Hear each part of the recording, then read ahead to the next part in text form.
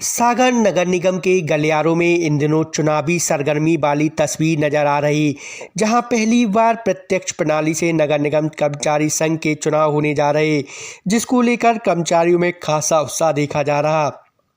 अध्यक्ष सहित 4 पदों के लिए मतदान प्रक्रिया से निर्वाचन होना है, जिनमें चुनावी मैदान में उतरे प्रत्याशी अपने पक्ष में माहौल बनाने और कर्मचारियों का समर्थन हासिल करने पूरा जोर लगा रहे।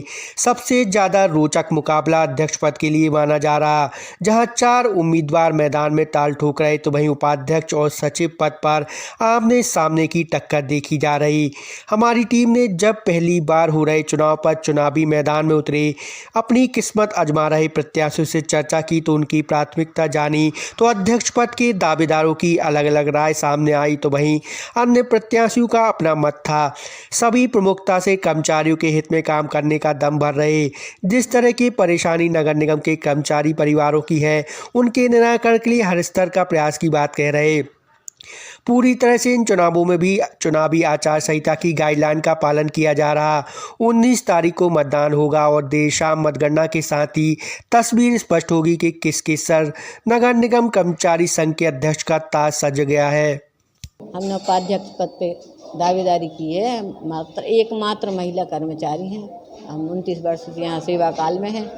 कर्मचारियों के हित में करेंगे और करना भी है। हमें बहुत दिन से हमारी उम्मीद थी कि हम कर्मचारी के लिए कुछ लड़ाई लड़ें, कुछ आगे बढ़ें। कर्मचारियों के हितों में काम हो। नगर पालिका निगम में बहुत से पद खाली हैं और खाली की अपेक्षा ये है कि कम 84 कर्मचारी जो मस्टल पे हैं, उनकी कई जगह नियुक्ति हो चुकी है, उनकी स्थायी बन गई, लेकिन अपनी सागर नगर निगम में नहीं बन पा रहे हैं। उनकी सबसे पहले अपन का तरीके से स्थायी बन हो जाए, ना नियमानुसार सबका वो हो जाए। क्या है, 10-11 हज़ार में कुछ नहीं होता आज के समय पे। परिषद द्वारा 1-2 बार प्रस्ताव बना के भेजाए गए हैं कर्मचारियों के लिए। वो रिटायर भी होते हैं, हर माह 3-4-6 कर्मचारी रिटायर हो रहे हैं। जनसंख्या भी कम होती जा रही है और काम बढ़ता जा रहा है। नगर निगम का प्रभावित तो होता है, तो क्या प्लेसमेंट के उससे आधार पे अभी प्लेसमेंट से कार्य करवा रहे हैं सब, यानी लगा के, लेकिन वो कार्य पूरा नहीं हो पाता है।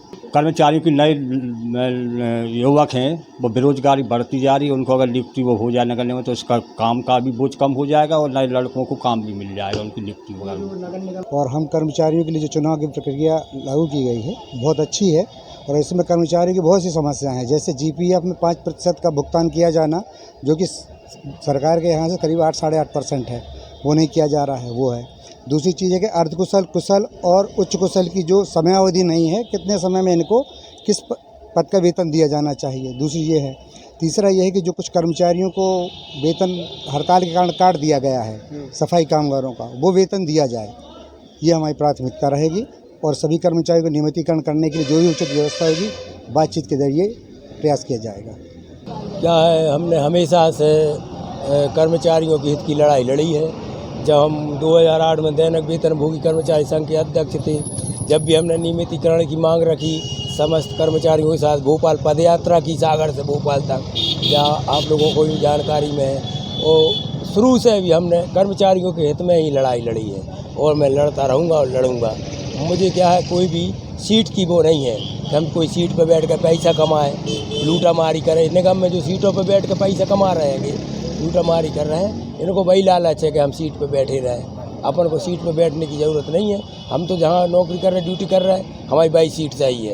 अभी हमने अपने जीवन में पैसा को महत्व नहीं दिया है। और नगर निगम में कर्मचारियों को पैसे लगते हैं। कर्मचारियों को नगर निगम में स्थापना में जो बैठी हैं हमारी मैडम, इनको नगर निगम कर्मचारी अगर रिटायर्ड हो जाने को अगर कोई काम पड़ता है, तो फाइल जब सरकाती हैं, जब पैसे उनके हाथ में मिल जाते हैं। जहाँ हमारे तो नगर निगम में स्थिति है, यह कार्य पूरा हमें बंद कराना है अध्यक्ष बनने के बाद।